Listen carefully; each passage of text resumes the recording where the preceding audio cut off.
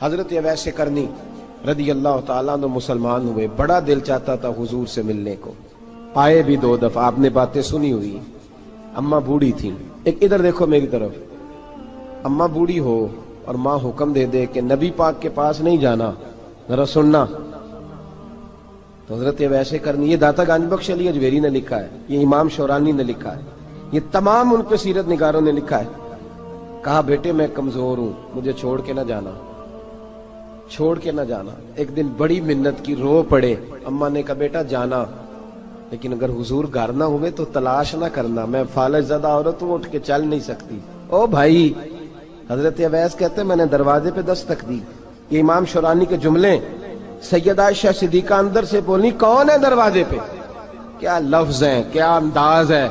آج تو مرید بھی ٹیلی فون کرتا ہے، کہتا ہے پیر صاحب تیار ہو جائے، میں پہنچ رہا ہوں، قریب آ گیا ہوں، ذرا ریڈی ہو جائے۔ حضرت اویس کرنی دروازے پہ کھڑے، کون ہے؟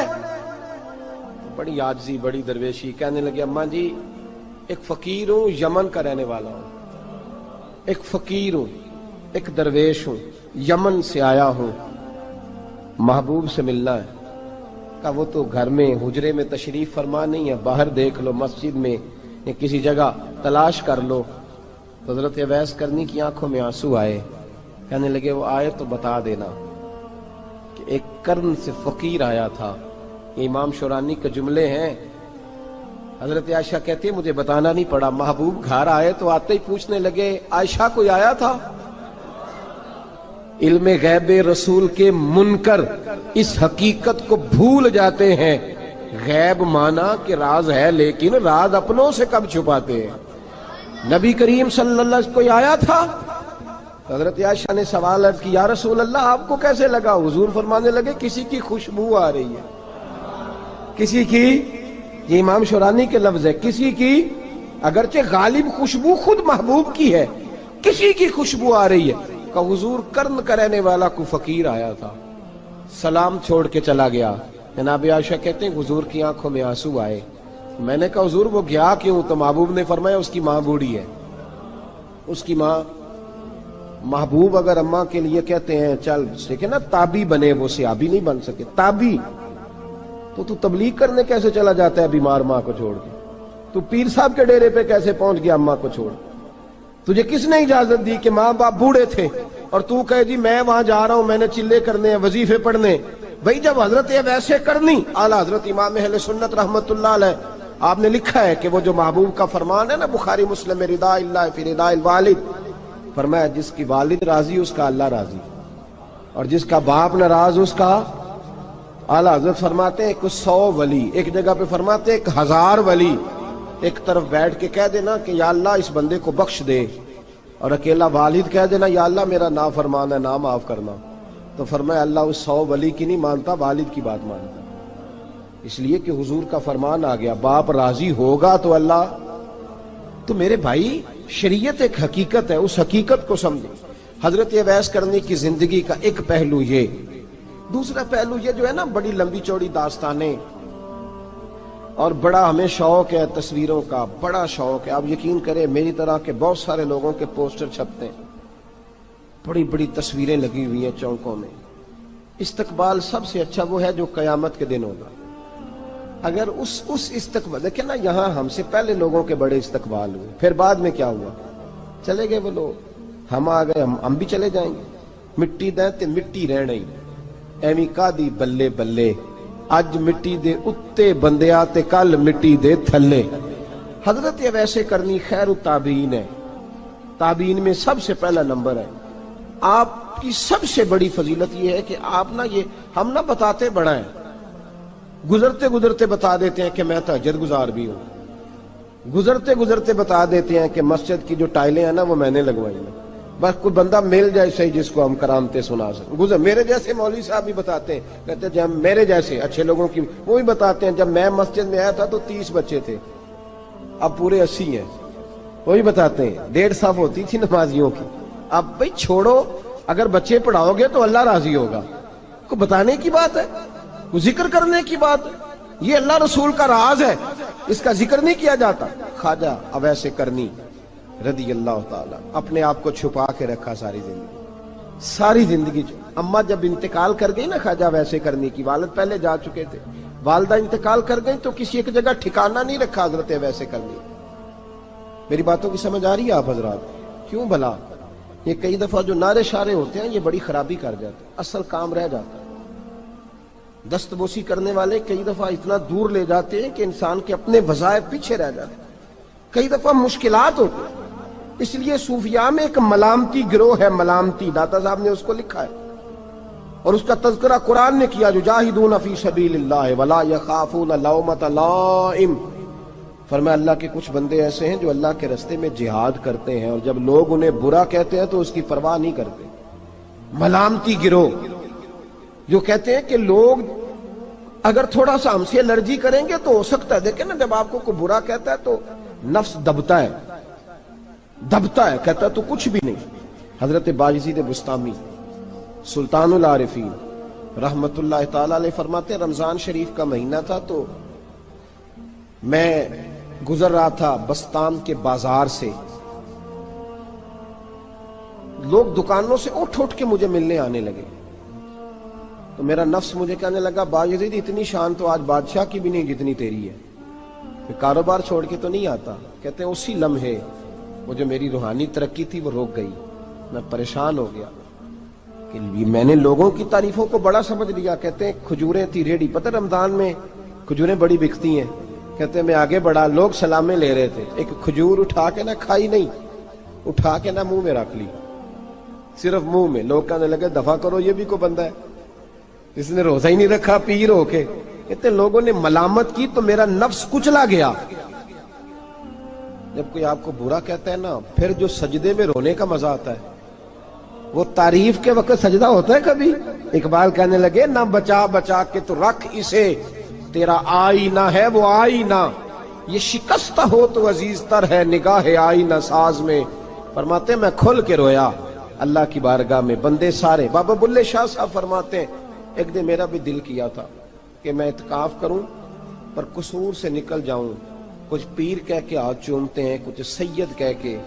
فرمانے لگے اٹھ بلے آ، چل اوتھے وسیے اور جتھے وس دینی سارے ہی انے، نہ کوئی ساڈی ذات پچھانے تے نہ کوئی سانو مننے، چلو چلے وہاں جا کے بیٹھتے۔ حضرت اویسے کرنی کا یہ کمال رہا، جس طرح حضرت بایزید نے کھجور رکھ لی، لوگ برا کہنے لگے، چھوڑ کے چلے گئے۔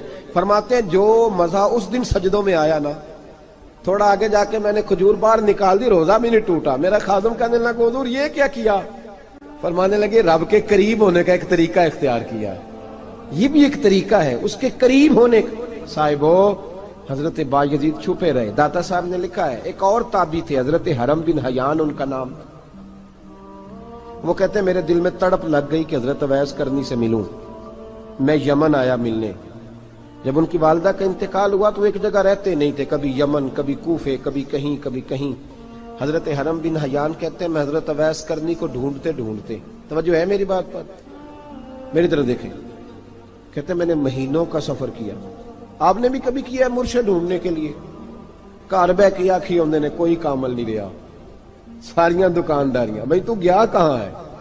تو کہاں گیا ہے؟ گھر بیٹھے فیصلہ کر لیا تو نے، تو کہاں نکلا ہے؟ جو نکلتے ہیں نا انہیں تو رب کریم کا قرب بھی نصیب ہو جاتا ہے۔ تو نکلا ہی نہیں، تو نے گھر بیٹھے فیصلہ کر، سارے غلط ہے، یہ ہو ہی نہیں سکتا سارے غلط ہو۔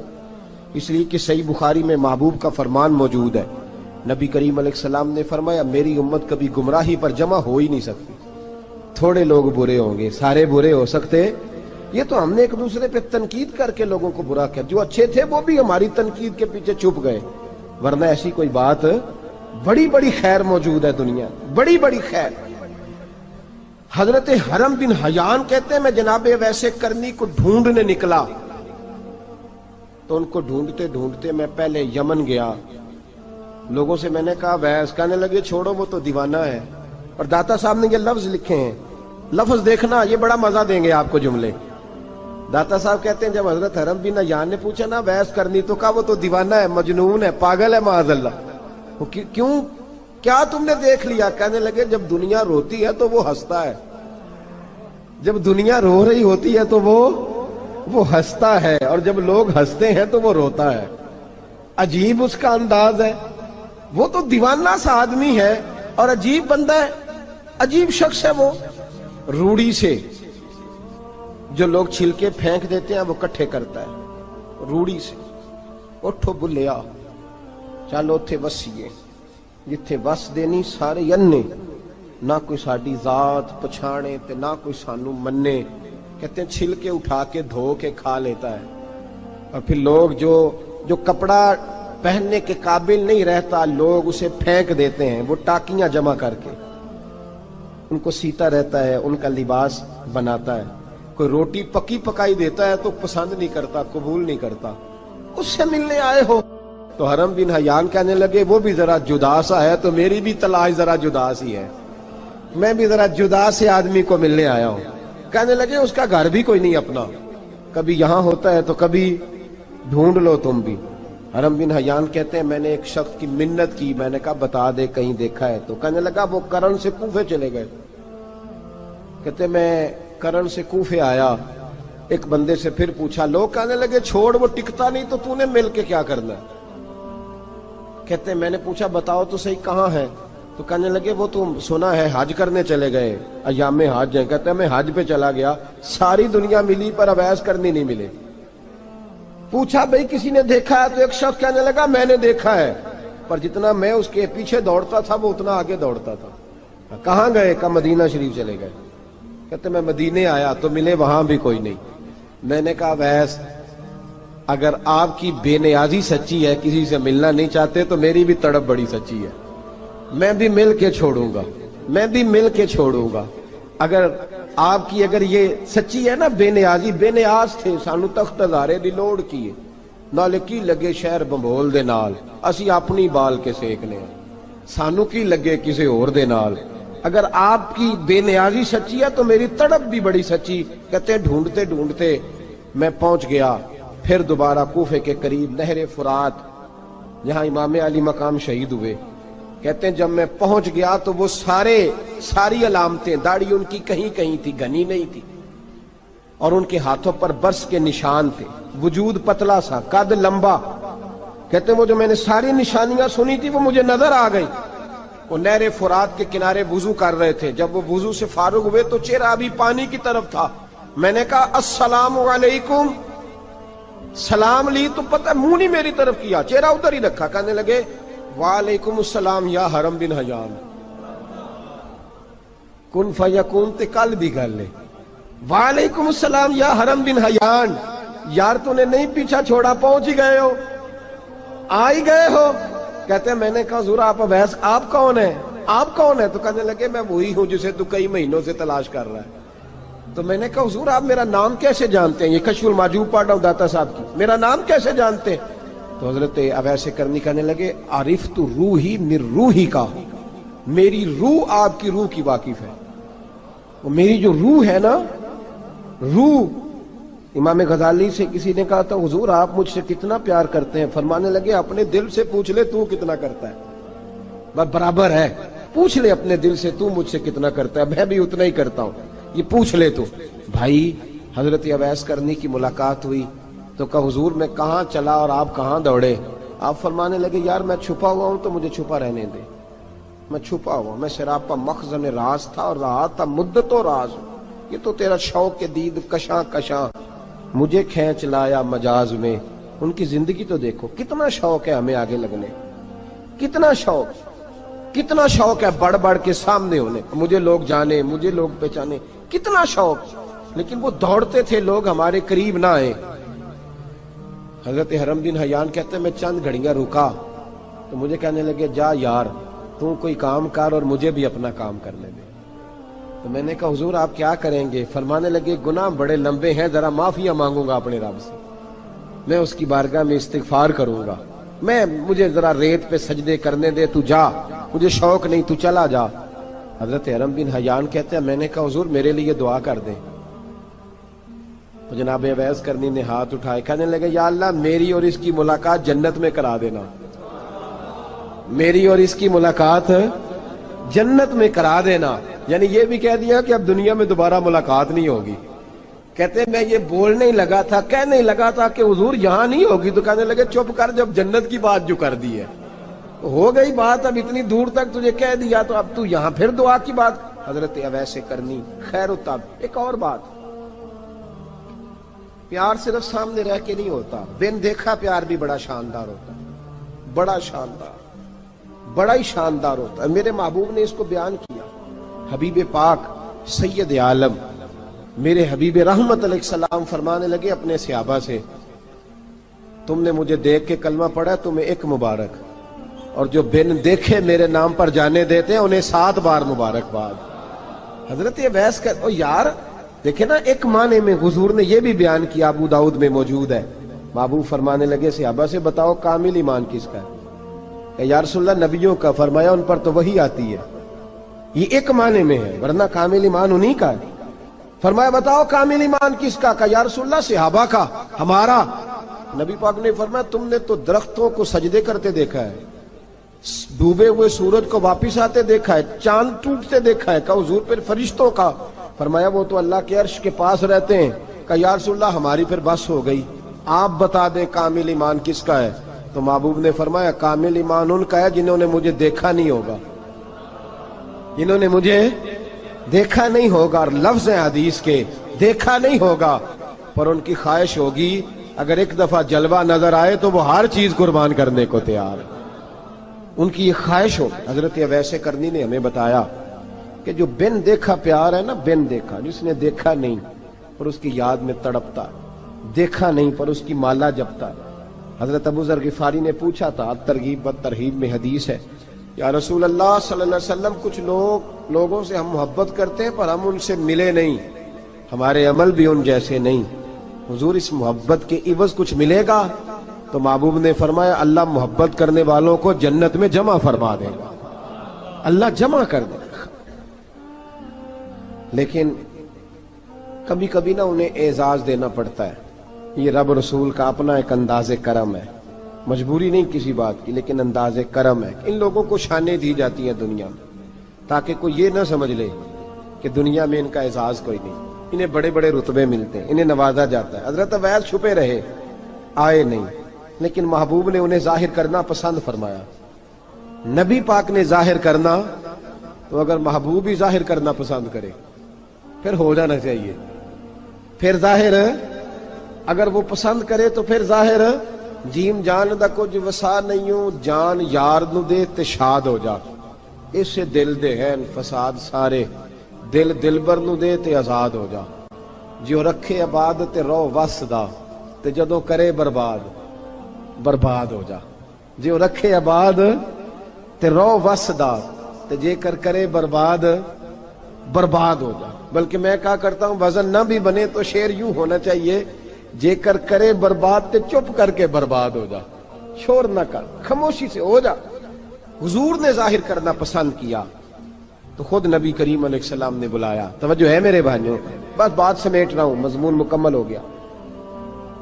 اللہ کے حبیب تو دور رہ کے پیار کر، تحفے تیرے گھر خود پہنچ جائیں گے، شرط یہ ہے کہ تو پیار کر اور فرما برداری کر۔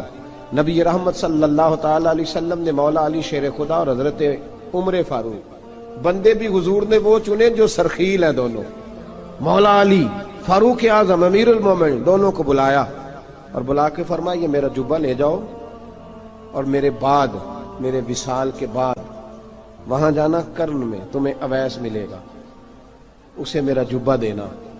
اور دیکھو کیا خوبصورتی ہے لفظوں میں، یہ بات ان کی شان کو کہاں سے کہاں لے گئی۔ محبوب فرمانے لگے اسے کہنا میری امت کی بخشش کی دعا کرے، اسے کہنا میری امت کی بخشش کی۔ حضرت علی المرتضیٰ کا رتبہ بھی ان سے زیادہ ہے، جناب عمر کا رتبہ بھی، اس کا مطلب ہے بڑا بھی چھوٹے سے کبھی کبھی دعا کے لیے کہہ سکتا ہے کہ یار میرے لیے دعا کر دینا۔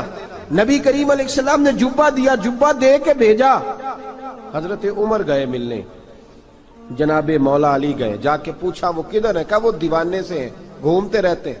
جب ملاقات ہوئی تو حضرت اویس کرنی دوڑے آئے، جناب عمر کہنے لگے آپ کا نام اویس ہے؟ کہنے لگے ہاں عمر فاروق میرا نام اویس ہی ہے۔ پھر آگے بڑھ کے کہنے لگے علی آپ کی طبیعت مبارک کیسی ہے؟ پھر وہ جبہ وصول کیا، کہا محبوب نے کہا تھا امت کے لیے دعا کرنا، تو حضرت اویس نے فوراً سر سجدے میں رکھ دیا۔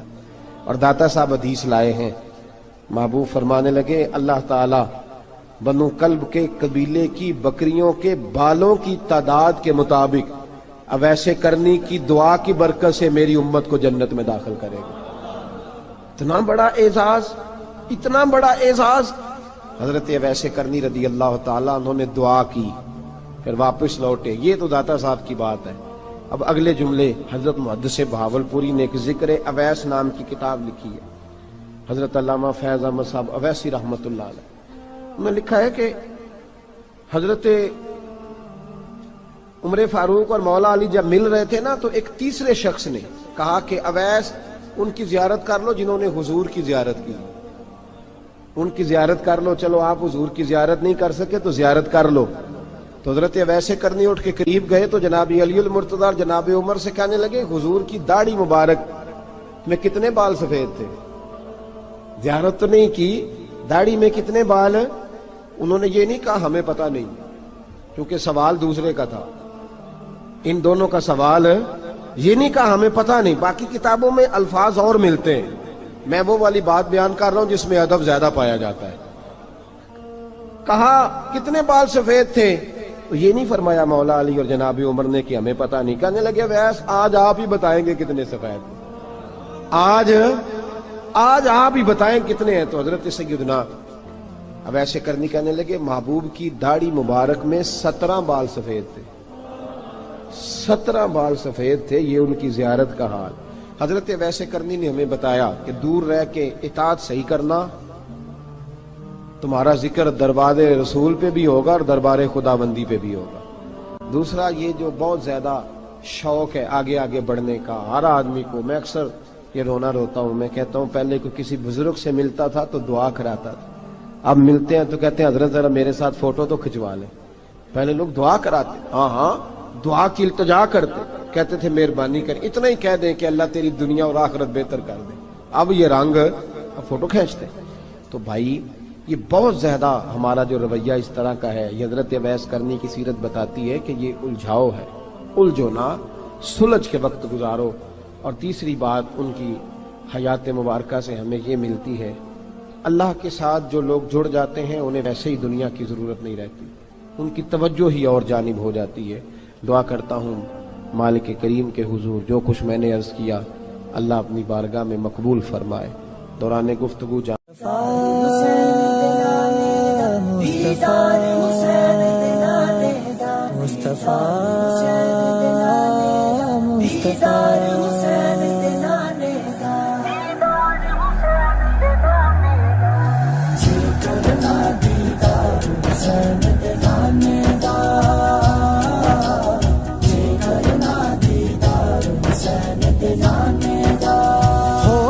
عاشق یار حسین دے نانے دا،